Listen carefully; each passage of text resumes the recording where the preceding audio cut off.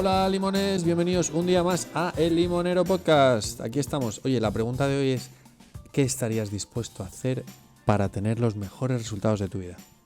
Pues hoy vamos a hablar de alto rendimiento y nos acompaña Álvaro Fidalgo, que es psicólogo y formador. Bienvenido, ¿cómo estás?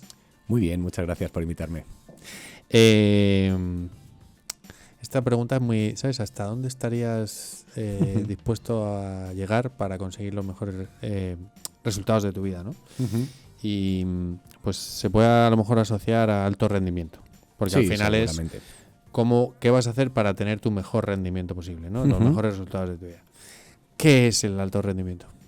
Pues es que la verdad que has hecho como una descripción muy buena de cómo entendemos nosotros el alto rendimiento, que es hacer todo lo que está en tu mano para conseguir los objetivos que quieres. Muy alejado de no parar de hacer cosas, muy alejado de desgastarte sin más. Así que hacer todo lo que está en tu mano con una estructura, pero sí que orientado a esos objetivos que, bueno, pues que te llenan, que te generan plenitud y que quieres conseguir. Por ponerlo de alguna manera que lo pueda entender todo el mundo de manera muy simple, ¿no? Por ejemplo, si soy estudiante, Uh-huh. ¿puedo ser de alto rendimiento y sacar 5? Sí, por supuesto. Es muy contradictorio, pero es que creo que el alto rendimiento, por lo general, que es un poco de lo que nos queremos alejar, está muy centrado en el logro, en el éxito, ¿no? Y nosotros nos enfocamos mucho en lo que es el proceso, porque al final es donde realmente está el alto rendimiento y por lo general los resultados luego vienen solos. Entonces, ¿es necesario sacar un 10 para estar en alto rendimiento? Pues depende cuál sea tu objetivo. Si tu objetivo es aprobar la asignatura, quizá un 5 está bien y todo lo que has hecho para poder sacar un 5 es lo que realmente implicaría haber estado en el alto rendimiento. Obviamente luego pues nosotros buscaremos que puedas obtener mejores resultados si es lo que tú quieres, pero no es una obligación, no es necesario que saques 10 para ser alguien de alto rendimiento. Me ha encantado esto que dices de depende cuál sea tu objetivo. Por supuesto, sí, por supuesto. ¿Crees que la gente tiene objetivos claros? No.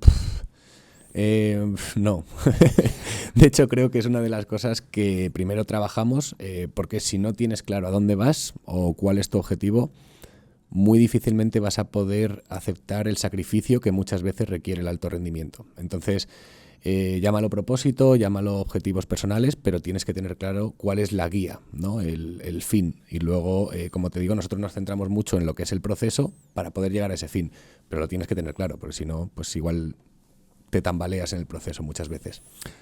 Te he presentado como psicólogo, ¿no? Uh-huh. Y me gustaría saber un poco cómo llegas tú a este mundo del alto rendimiento, ¿no? Porque a veces parece que está reservado a atletas y demás, pero ¿en qué momento se te enciende la bombilla y dices, ostras, aquí estás, podemos vivir todos en el alto rendimiento?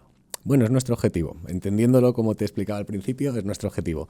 La verdad que yo he llegado aquí muy relacionado con mi experiencia personal, porque yo solo tengo un riñón, entonces yo cuando fui pequeño estuve cerca de morir 2 veces por el riñón y crecí mucho con un mensaje de Álvaro, hay que tener mucho cuidado, no te expongas. Entonces crecí como muy sobreprotegido y realmente como que no tenía las oportunidades de exponerme fuera de mi zona de confort por ese miedo que, oye, pues entiendo a mis padres, ¿no?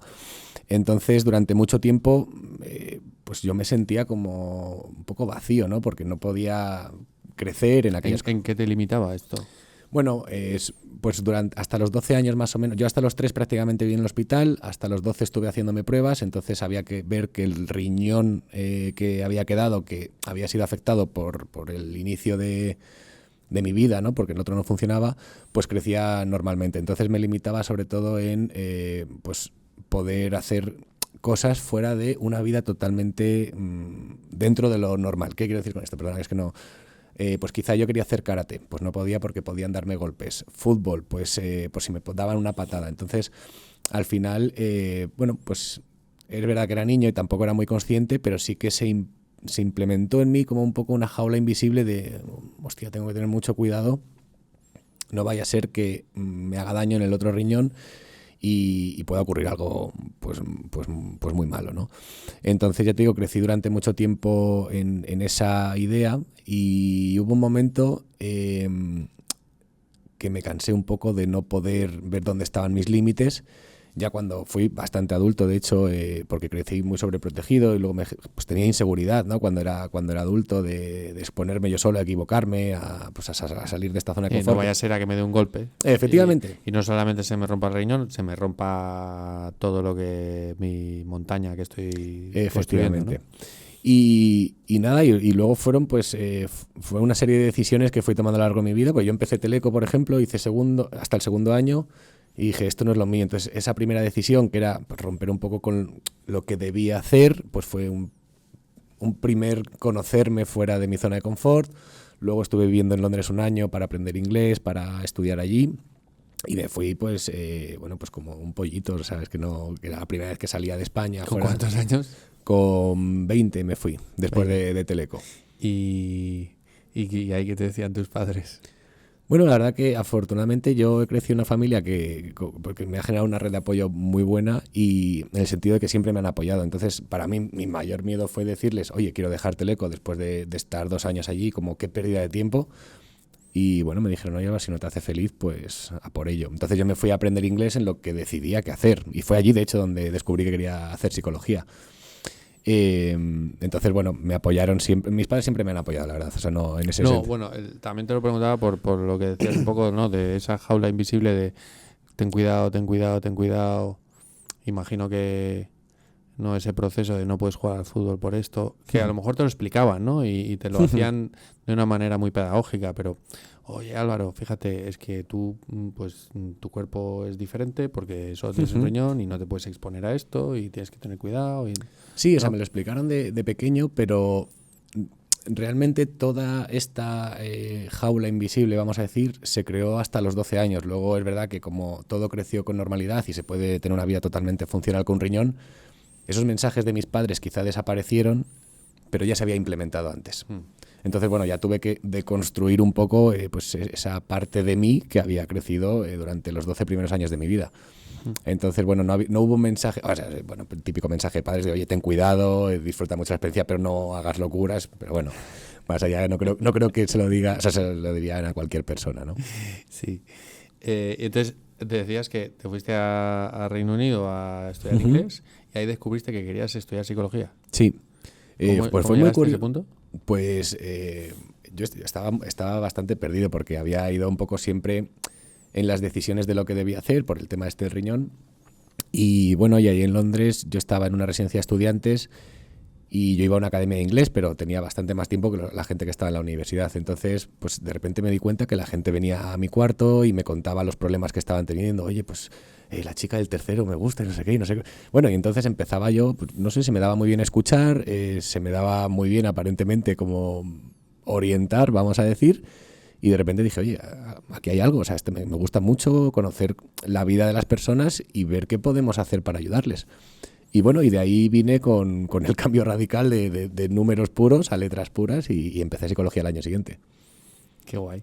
Bueno, antes de que empezásemos con las cámaras y los micros, me comentabas, ¿no?, que pues has sido psicólogo tradicional, por así decirlo, pero que de aquí, de estar años con el tema de la psicología tradicional, te diste cuenta de, ostras, la psicología se puede utilizar para otras cosas, ¿no? Como vamos a potenciarnos y vamos a ser de alto rendimiento, ¿no? Cuéntanos un poco ese salto, ese cambio, y cómo lo utilizas tú, cómo utilizas tú la psicología para... Simplemente por acabar con lo que te decía, como que todas esas experiencias me di cuenta de que lo que yo había hecho conmigo, que era salir de mi zona de confort, generar nuevos hábitos, me había ayudado muchísimo a creer en mí, a sentirme capaz de todo, y entonces dije, oye, quizá esto es lo que podemos hacer en terapia, ¿no? Porque al final, como tú decías, la psicología más tradicional está muy enfocada en reparar o en ayudar a alguien que está en una crisis. Y yo dije, bueno, pues vamos a ver de qué manera podemos optimizar, voy a decir, ¿no? Porque la psicología tradicional hace una labor estupenda.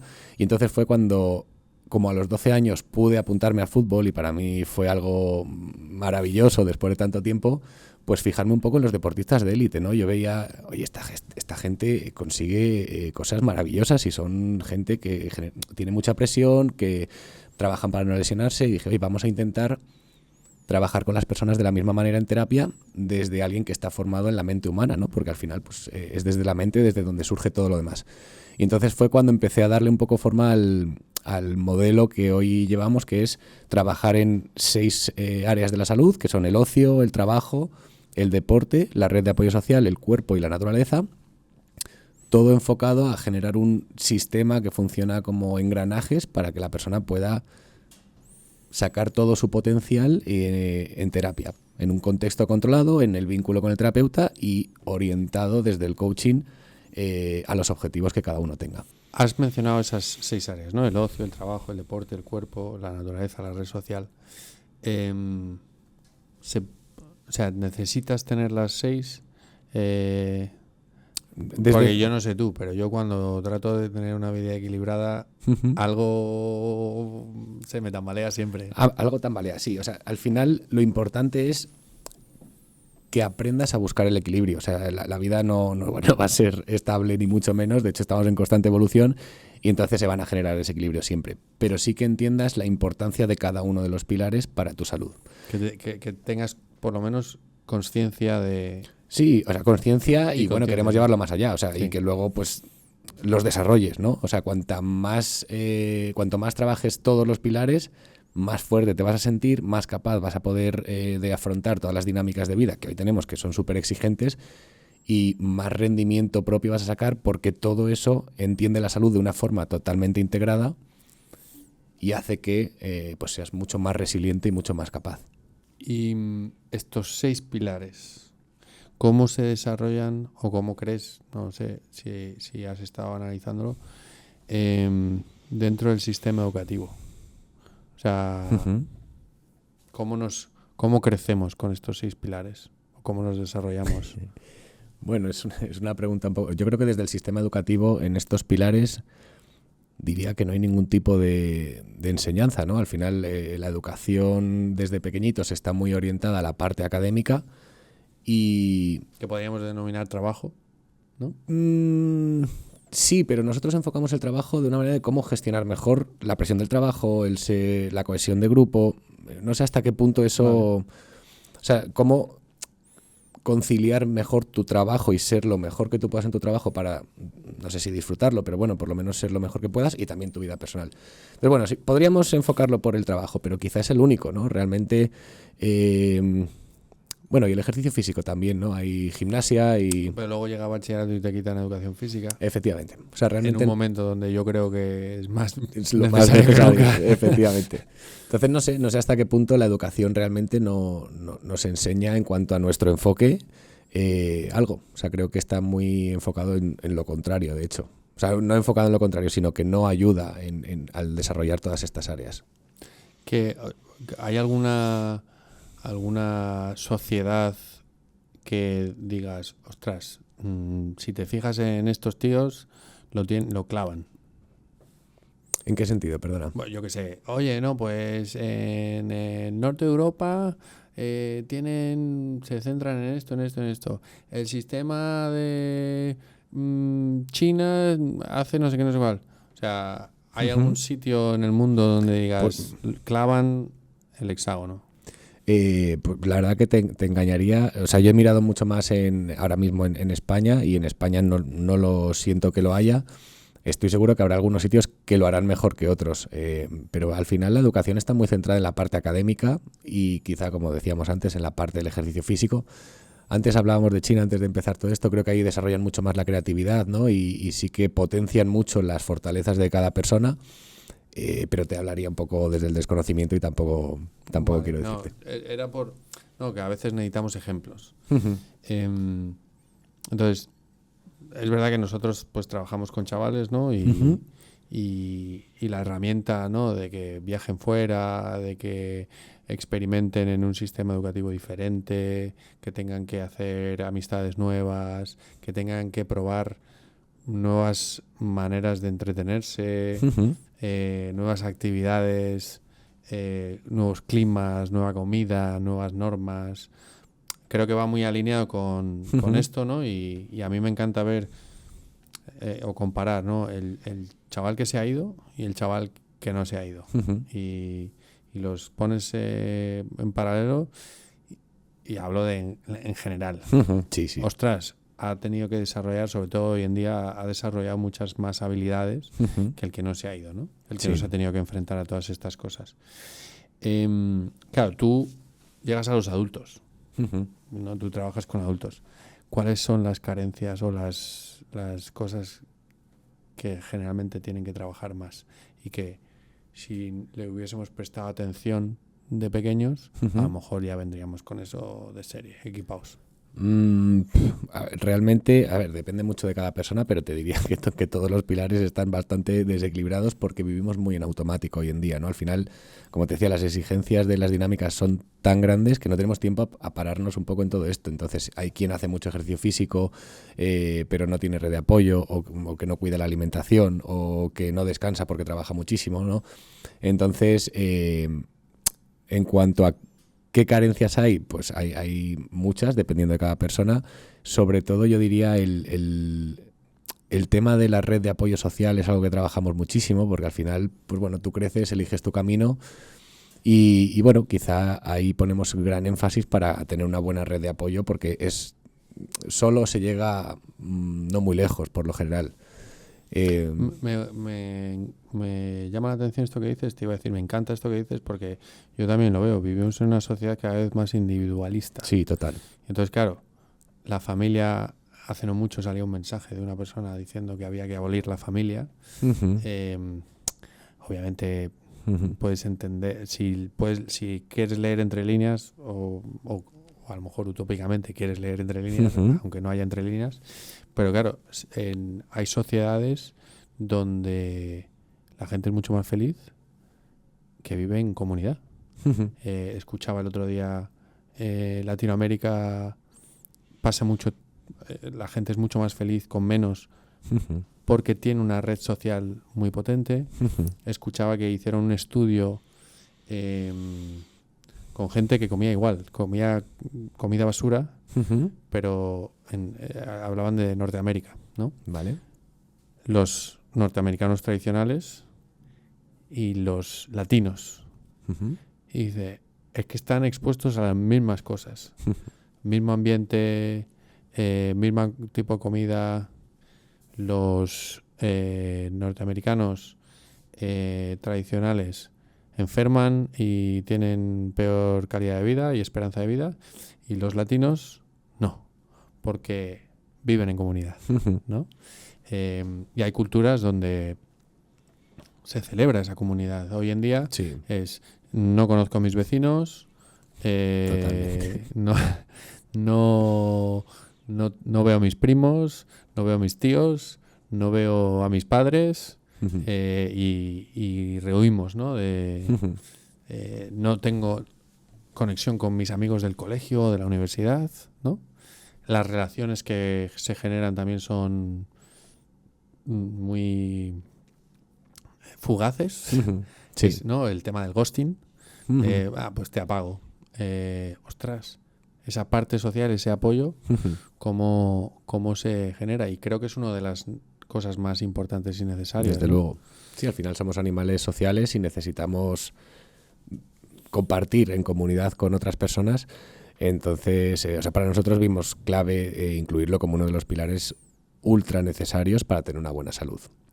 Y un padre que dice, ostras, el concepto este de alto rendimiento que yo tenía en mente es deportista de élite, y según lo que está diciendo Álvaro, hostia, pues ¿cómo puedo ayudar a mi hijo a que tenga alto rendimiento? Pues realmente no creo que sea tan complicado, fíjate. Entendiendo cuáles son los buenos hábitos que van a hacer que tu hijo tenga una buena, o hijo o hija, me da igual, tenga una buena estructura, el primer lugar sería ser modelo de esos hábitos. Es decir, si yo quiero limitar el acceso a redes sociales de mi hijo, no puedo estar con el móvil todo el día, ¿no? Porque al final somos referentes. Entonces, poder modelar y... no sé, después de este modelaje, perdón, ¿me repites? O sea, ¿qué podemos hacer como padres para que nuestros hijos tengan ese alto rendimiento? Luego, yo diría que invitarles totalmente a que salgan de la zona de confort, o sea, eso creo que es imprescindible, siempre proporcionándoles la red de apoyo que lo hagamos. Es decir, oye, equivócate, pero cuando una persona sale de esa zona de confort, va a generar muchísimas más habilidades y se va a sentir más capaz de crecer y de no sé si soñar más alto, pero sí querer crecer, ¿no? Y luego, por último, ofrecerle estructura. ¿Por qué? Porque al final un niño o un adolescente, pues, bueno, está en crecimiento y todavía no conoce tantas cosas. Entonces, poder ayudarle quizá en esa estructura que pueda necesitar. Y ahí, esto me encanta lo que dices, pero claro, ahí tenemos a veces no, es que yo no quiero que mi hijo sufra o falle. O sea, entonces es como, no, quiero evitarle eso. O sea, ¿por qué tiene que pasar por ahí, no?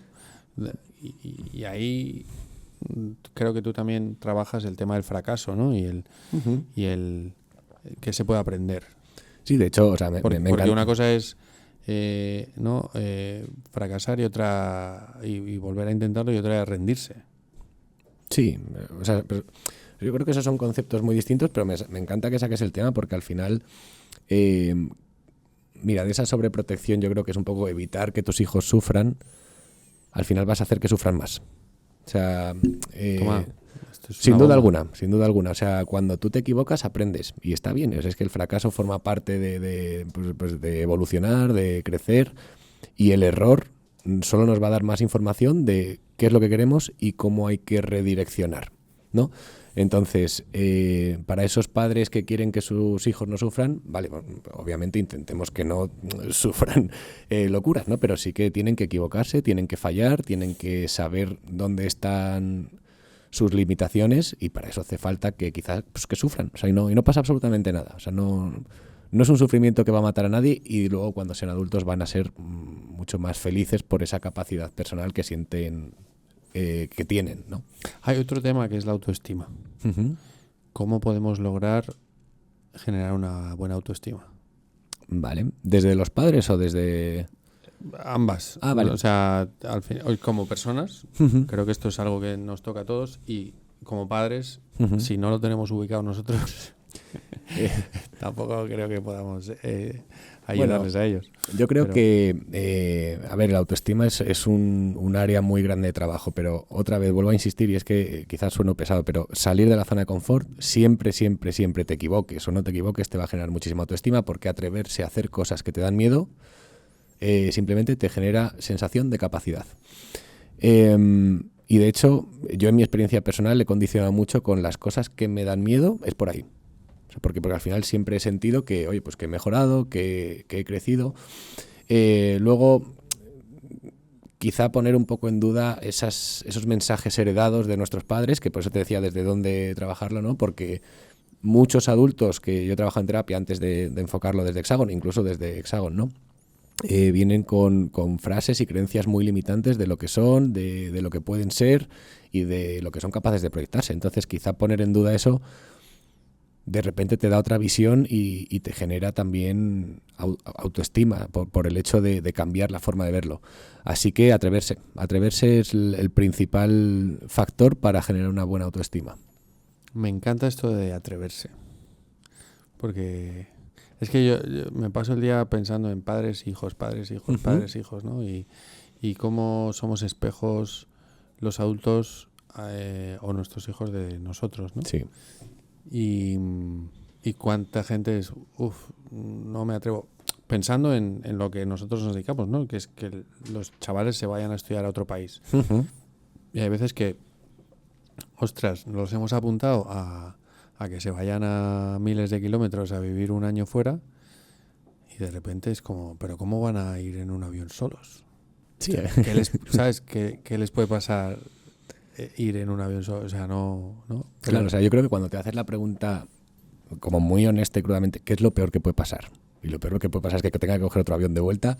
Oye, pues vete. O sea, no va a pasar nada, ¿no? Tampoco, como te decía antes, un poco en relación conmigo, pues que no hagas una locura que realmente te puedas poner en peligro. Pero bueno, más allá de eso, todo lo que sea atreverse a cosas nuevas va a ser maravilloso. Me encanta que lances este mensaje de hay que atreverse a hacer cosas. Sí, sin duda. Hay que probar. Es un mensaje que ha salido algunas veces aquí en el podcast y que yo, o sea, incluso me lo aplico, cada vez me lo aplico más. Hay veces que dices, paso de hacer eso. Y luego otras veces dices, oye, ¿y por qué no, tío? ¿Sabes? O sea, riesgos calculados, ¿vale? Sí.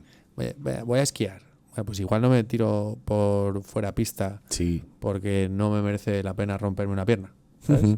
Pero por un sitio suave, señalizado, oye, ya estoy probando cosas, ¿no? O una comida. Ostras, no me encanta el picante o no tolero el picante. No es que no me encante, es no tolero el picante. Bueno, pues vamos a probar algo un poquito picante, ¿no? Sí, yo de hecho soy un psicólogo bastante cañero cuando estoy con los pacientes y sí que les invito mucho a todo esto.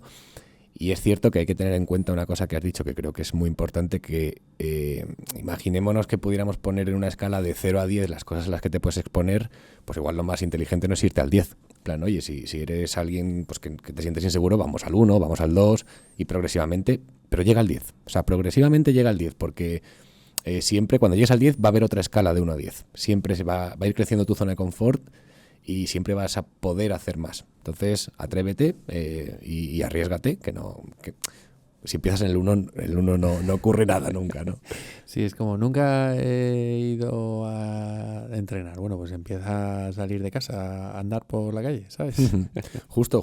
De hecho, nosotros cuando implementamos los hábitos de salud y gente que no hace nada de ejercicio físico, a lo mejor lo primero que decimos es haz 1 minuto al día, un día a la semana.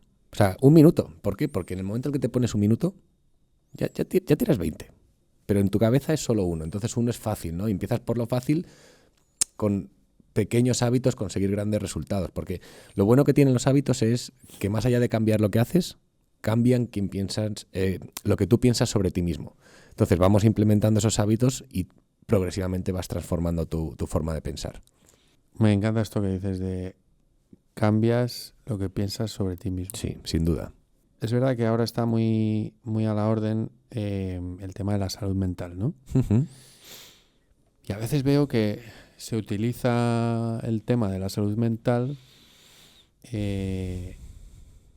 pero sin distinguirse entre, oye, esto es autocuidado y otra cosa es evitar, ¿no? Oye, no. Yo es que y evito enfrentarme a cosas por mi salud mental, ¿no? No sé si lo estoy expresando bien, no sé si me estás... Lánzame la pregunta, a ver. No, la pregunta es ¿dónde está la línea? ¿Sabes? ¿Qué debemos hacer? Porque hablábamos de exponernos, pero tú dices, yo no me expongo porque no me va a venir bien a mi salud mental. Vale, sí, efectivamente es una línea muy delgada, ¿no? O sea, yo creo que hay que respetarle, pues a aquellas personas que no se quieran exponer, tampoco les vamos a obligar, ¿no? Pero sí que cuando entiendes un poco cómo funciona el cerebro, dices, me va a venir mal, porque ¿qué es lo que va a ocurrir, no? Y entonces volvemos otra vez, por poner el ejemplo, en esa escala, en plan, vamos a probar un 1, o sea, a ver cómo te sientes, porque en el momento en el que tú te expones a ese malestar durante un poquito de tiempo, el cerebro deja de mandar un mensaje de alerta. Y entonces ese 1 ya no genera malestar. Entonces, bueno, si no te quieres exponer, pues oye, yo no te voy a obligar. Pero sí que, pues ahí en terapia vamos a aprenderlo, como te digo, ¿no? En plan, oye, el 1 se va a pasar rápido, ¿no? Y cuando el 1 ya no está, vamos al 2. Y siempre pues se acabará yendo esa sensación de malestar. Sí que con esto que estás diciendo también me surge para buscar la mejor versión de nosotros mismos, al final tienes que querer. Sí, por supuesto.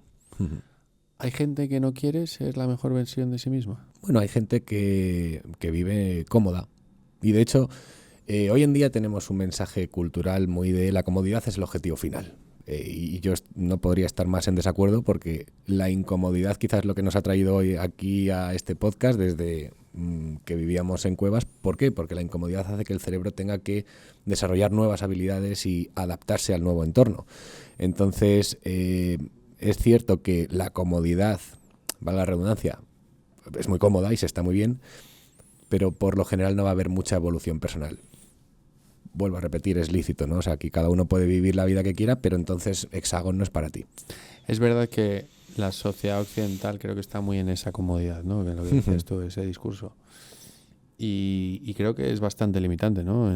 Ujú. Que hay mucha queja, ¿no? De, no, la generación de cristal y que la gente es poco tolerante a la frustración. Em, claro, yo pienso de otra manera, obviamente, estoy muy Ujú. alineado contigo.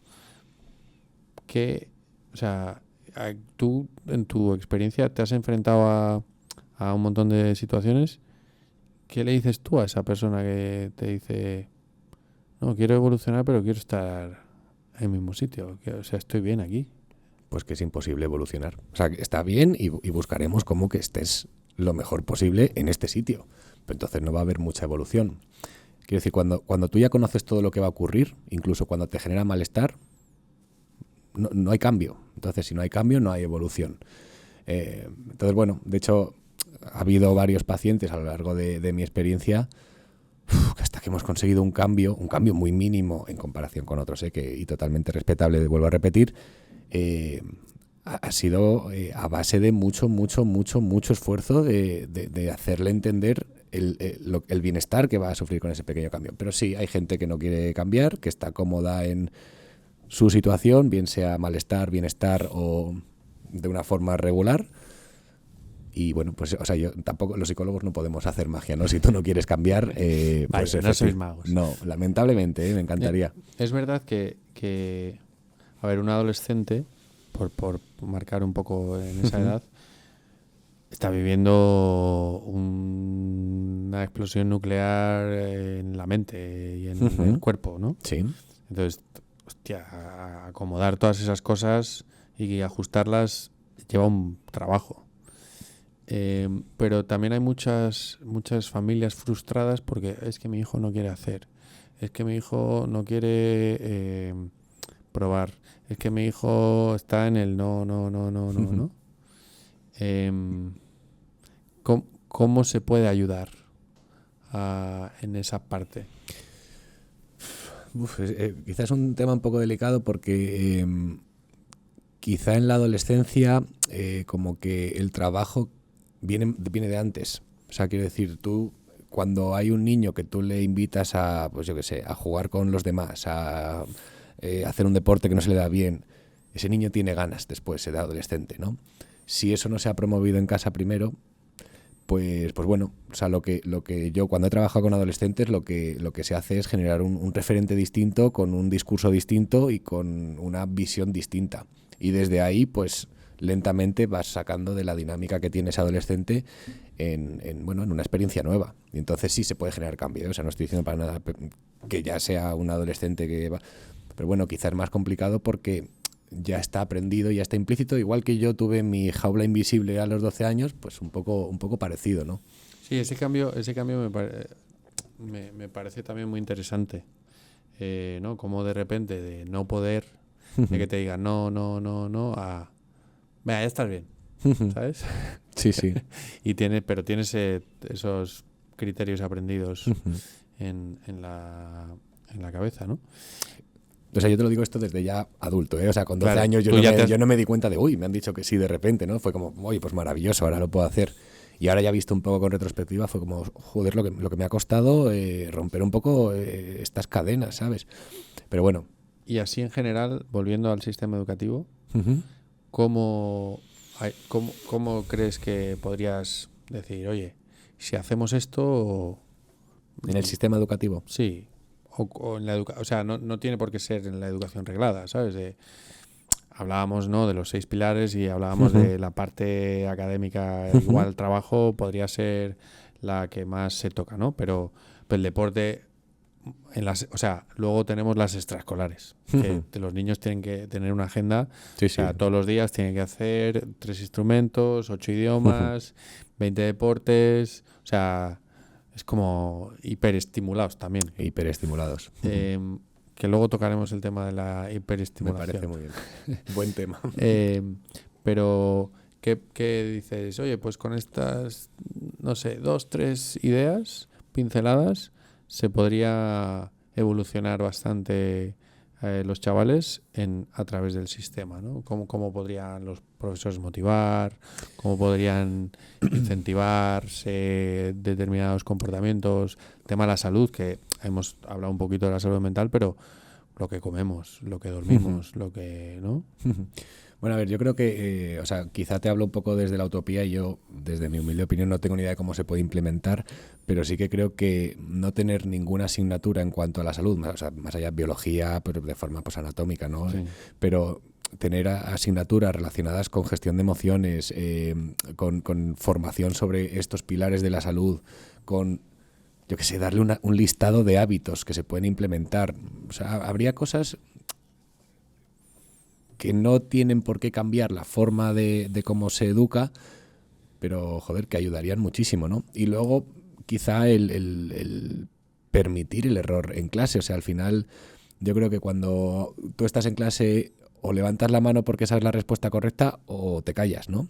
Y eso luego se ve mucho en la vida adulta en cuanto al atreverse, al compararse, al... Oye, sí, no me quiero equivocar, ¿no? Entonces, oye, equivócate, que no pasa nada, o sea, eres un niño, estás aprendiendo y de hecho vas a desarrollar mucho más pensamiento crítico, que luego se generará un adulto crítico que generará una sociedad crítica otra vez. Pensamiento crítico y ser crítico. ¿Por qué es importante?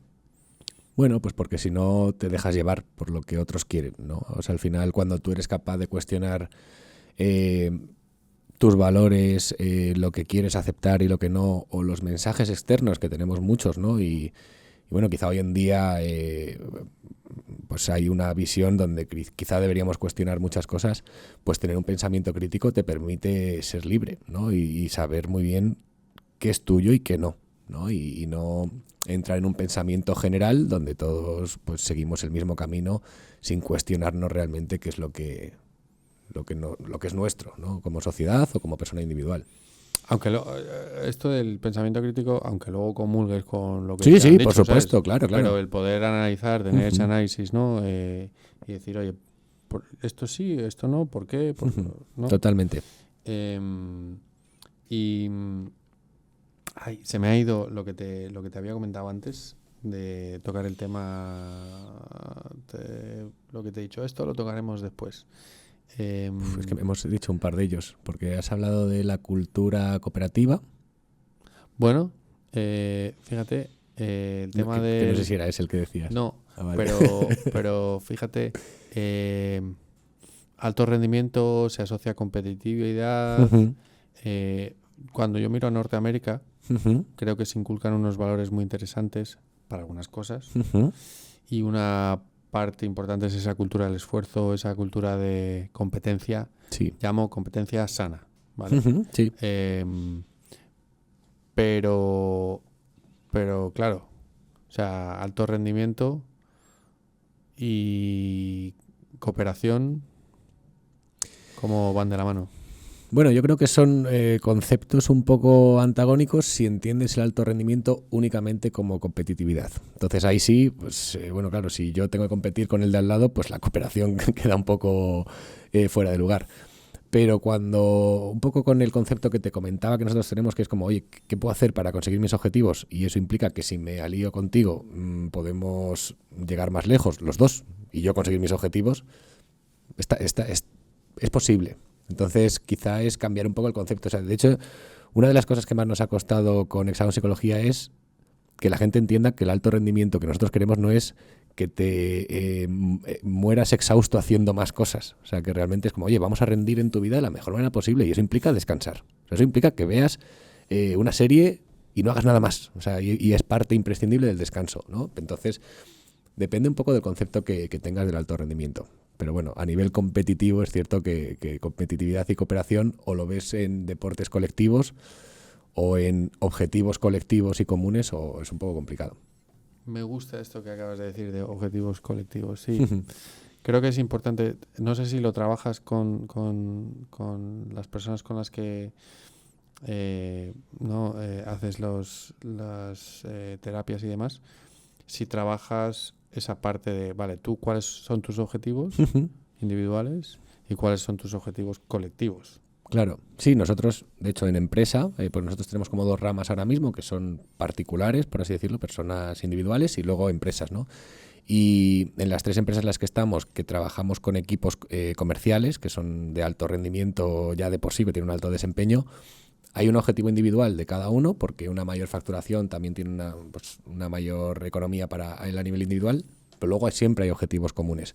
Y además luego cuando hay una cohesión de grupo, cuando realmente sientes el apoyo del equipo dentro de la empresa, pues se trabaja muchísimo mejor. Entonces fomentamos los dos, tanto el individual como el colectivo. Es verdad que nosotros hay veces que nos marcan los objetivos, pero nosotros siempre apostamos por que hay de los dos. Como te digo, es que nuestro concepto del alto rendimiento no va solo a la persona individual, en este caso en concreto, quiero decir, en el de las empresas, sino que, oye, individual, genial, pues vamos a por lo individual, pero si también podemos sacar algo en común y que todo esto se genere como una competitividad sana, como tú decías, vamos a por ello. O sea, al final es salud, ¿no? Para todos. ¿Cómo molaría tener una sociedad de alto rendimiento? Sería increíble. Y esto me lleva un poco a la última pregunta que hacemos a todos nuestros invitados, que es ¿cómo te gustaría que fuese o cómo crees que será la educación de los hijos de tus hijos? Uf. Ya si lo quieres ligar con y así somos todos de altos rendimientos, es la bomba.